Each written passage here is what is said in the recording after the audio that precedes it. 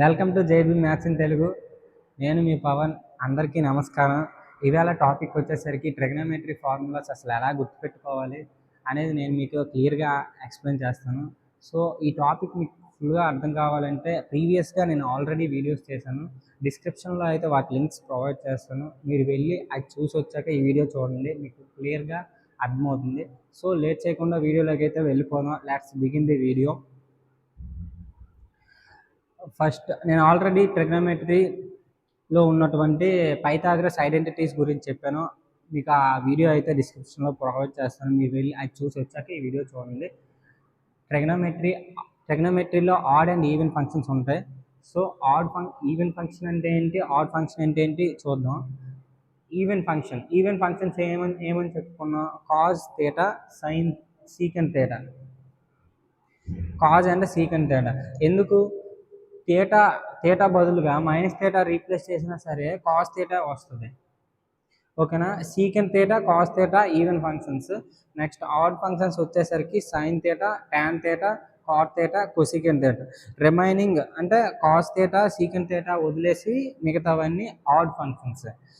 Some of two angles చూసుకుంటే cos A plus B, cos A minus B, sign A plus B, sign A minus B. ఇది ఎలా గుర్తుపెట్టుకోవాలో చూద్దాం. First cause A plus B. Cos A plus B అంటే cause A cos B minus sign A sign B. Cos A plus B, ఇక్కడ plus వస్తే మిడిల్లో minus వస్తుంది. కాజ్కి ఎప్పుడు ఆల్టర్నేటివ్గా రెండు కాజులు వచ్చేస్తాయి. అంటే చూసారా, ఇక్కడ cos A cos B minus sign A sign B. ఇక్కడ ప్లస్ వస్తే ఇక్కడ మైనస్ వస్తుంది. అలా గుర్తుపెట్టుకోండి. Next cos A minus B, minus వచ్చిందిగా, సో ఇక్కడ ప్లస్ వస్తుంది. Cos A cos B plus sign A sign B. ఇక్కడ సైన్కి చూడండి, సైన్కి ఏంటంటే ప్లస్ వస్తే ప్లస్ఏ వస్తుంది, మైనస్ వస్తే మైనస్ వస్తుంది. చిన్న డిఫరెన్స్ వస్తుంది ఏంటంటే కాజ్కి వచ్చేటట్టు cause A cos B minus sign A sign B అని రాదు. సైను కాజు రెండు ఆల్టర్నేటివ్గా వస్తాయి.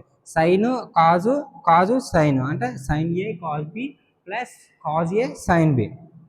కింద కూడా చూసుకోండి, sign A minus B, sign A cos B minus cause A sign B. ఓకేనా? ఇలా గుర్తుపెట్టుకోండి.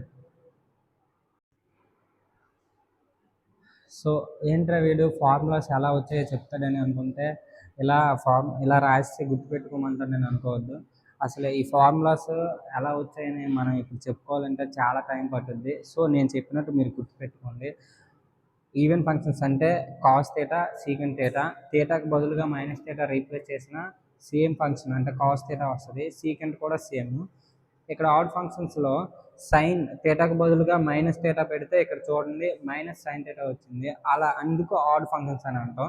Next sum of two angles వచ్చేసరికి కాజ్కి సైన్కి మేజర్ డిఫరెన్స్ ఏంటంటే cos A plus B sign A plus B తీసుకోండి. కాజ్ ఏ ప్లస్ బిలో plus వస్తే మైనస్ వస్తుంది. కాజ్ ఏ ప్లస్ బిలో ఇక్కడ ప్లస్ వచ్చింది కదా, ఇక్కడ మైనస్ వస్తుంది. So sign A plus B తీసుకోండి, ఇక్కడ ప్లస్ వస్తే ఇక్కడ ప్లస్ఏ వస్తుంది. కాజ్ ఏ ప్లస్ బిలో cos A cos B minus sign A sign B. Cos sign ఆల్టర్నేటివ్గా వచ్చేస్తుంది. ఇక్కడ సైన్లో సైన్ ఏ ప్లస్ బిలో sine cos plus cos sine అలా వస్తాయి. అలా గుర్తుపెట్టుకోండి. సో ఇప్పుడు నెక్స్ట్ ఫార్ములా చూద్దాం. Sine A plus B plus C. Two angles వస్తే అలా చూసాం. ఇప్పుడు త్రీ యాంగిల్స్ వస్తాయి, A plus B plus C వస్తే అలా చూద్దాం. ఫస్ట్ మీరు ఏం చేయాలంటే A plus B plus C ఉంది కదా, దాన్ని టూ యాంగిల్స్లోకి మార్చుకోండి. ఎందుకు? మన దగ్గర ఆల్రెడీ టూ యాంగిల్స్కి ఉన్నటువంటి ఫార్ములా ఉంది, సైన్ ఏ ప్లస్ బి ఉంది. So sign A plus B plus C ఉంది కదా, నువ్వేం చేస్తావు అంటే సింపుల్గా put B plus D equals to B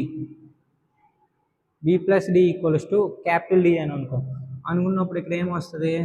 sign A plus D. ఇప్పుడు చూడండి, ఏ ప్లస్ డి అంటే ఇది ఏ ఫార్ములా ఉంది? Sign A plus B. Sign A plus B అంటే ఏంటి formula? Sin A cos B plus cos A sign B. అక్కడ రాసుకోండి, ఇక్కడ డి, అక్కడ బికి బదులుగా ఇక్కడ డి ఉంది. So sign A cause D, ఇక్కడ ప్లస్ వస్తే అక్కడ ప్లస్ఏ వస్తుంది. Cos A sign B. ఓకేనా? Next sin A cause D రాసాం కదా, డి అంటే మళ్ళీ ఏంటో రాయండి, బి ప్లస్ డి కదా, బి ప్లస్ సి కదా, మనకు కావాల్సింది ఏంటి? ఏ ప్లస్ బి ప్లస్ సి, ఏ ప్లస్ డి కాదు. సో సైన్ ఏ అలాగే ఉంచుతాం. సైన్ ఏ కాస్ బి అంటే ఏమని చెప్పాను? డి అంటే ఏమని అనుకున్నాను నేను? B plus C. So B plus C plus plus cos ఏని చేంజ్ చేయవలసిన అవసరం లేదు. సో కాజ్ ఏ, మళ్ళీ ఇక్కడ డి చూడండి. సైన్ డి అంటే ఏంటి? B plus C. సో ఇక్కడ చూడండి, సైన్ ఏ ఇది సరిపోయింది, ఇది బాగానే ఉంది. ఇక్కడ చూడండి cos B plus C, cos B plus C, మళ్ళీ అది 2 యాంగిల్స్లో ఉంది కదా, 2 యాంగిల్స్ సమ్లో ఉంది కదా. సో ఇక్కడ ఫార్ములా యూజ్ చేసుకుందాం. కాజ్ ఏ ప్లస్ బి అంటే ఏంటి? Cause A cos B minus sign A sign B. అక్కడ అదే ఫార్ములా రాసుకోండి. సైన్ ఏ స్క్వేర్ బ్రాకెట్ ఇక్కడ వేసుకోండి, అలా స్క్వేర్ బ్రాకెట్. దీని ఫార్ములా ఎక్స్పాన్షన్ చేసినప్పుడు స్క్వేర్ బ్రాకెట్ వేసుకోండి. So cos B, cos B next cos A plus B కాబట్టి కాజ్ రెండు వస్తాయి. Cos B cos C plus వచ్చింది కాబట్టి ఇక్కడ minus.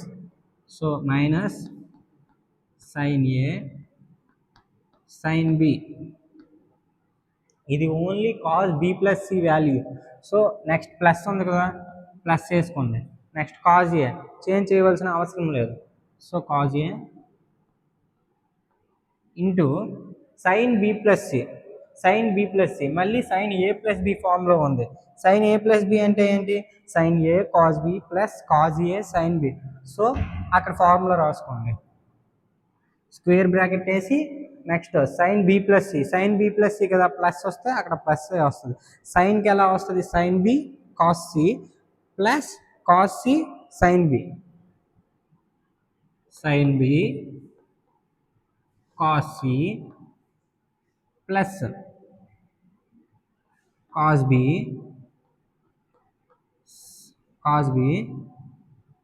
Sign C, cos B into sine C. So ఇది నెక్స్ట్ మల్టిప్లై చేసుకోండి. Sine A into cos B cos C అంటే sine A into cos B cos C. ఇక్కడ minus ఉంది కదా, so sign A into ఈ term minus sign A into ఈ term. So sign A sign B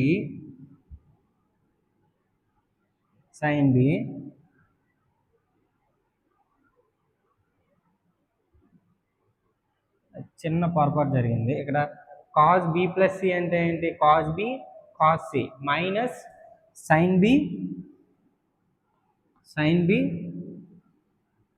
sign C minus sine B sign C.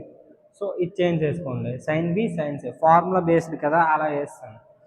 Minus sine B sign C అంటే ఇక్కడ ఏమొస్తుంది? Sign A into sine B into sine C plus cos A into ఆ term cos A sign B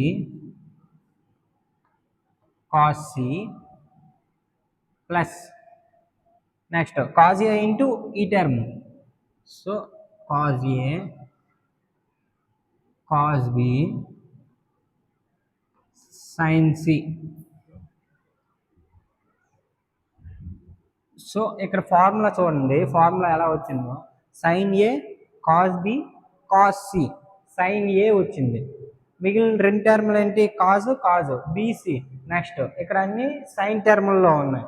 next ఇక్కడ cos A sign B cos C.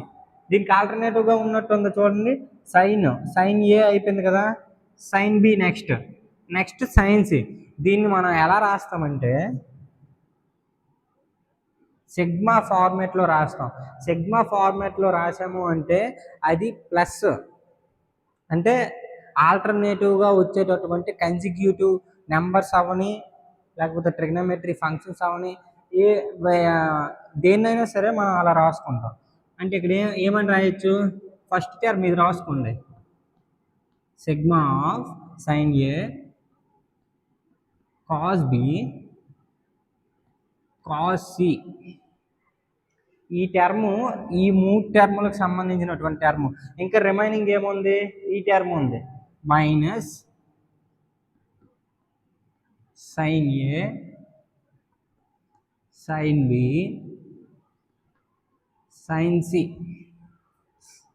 చూసారా? ఇప్పుడు ఇక్కడ sigma అంటే ఏమొస్తుంది? First sin A cos B cos C plus cos A sign B cos C plus cos A cos B sign C. ఒక్కొక్క step sin అన్నది అలా అలా వెళ్తూ ఉంటుంది. Next sin A sign B sign C. ఇది దేనికి ఫార్ములా?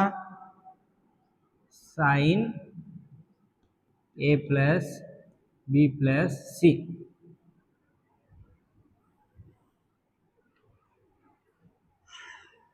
చూసారు కదా ఫ్రెండ్స్, ఈవేళ ఫార్ములా ఇది. నెక్స్ట్ వీడియోతో మీకు మరింత ఉల్లాసంగా నేను వస్తాను. సో మీరు లైక్ చేయడం మర్చిపోకండి, సబ్స్క్రైబ్ చేయడం మర్చిపోకండి. లైక్ చేయడం వల్ల మాకు మరింత ఉత్సాహంగా ఉంది. మరిన్ని వీడియోస్ మీకు పోస్ట్ చేస్తాం. మీకు ఎవరికైనా తెలిసిన స్టూడెంట్స్ ఉంటే వాళ్ళని రెఫర్ చేయండి మా ఛానల్కి, వాళ్ళకి ఎంతో యూజ్ అవుద్ది. So thank you very much.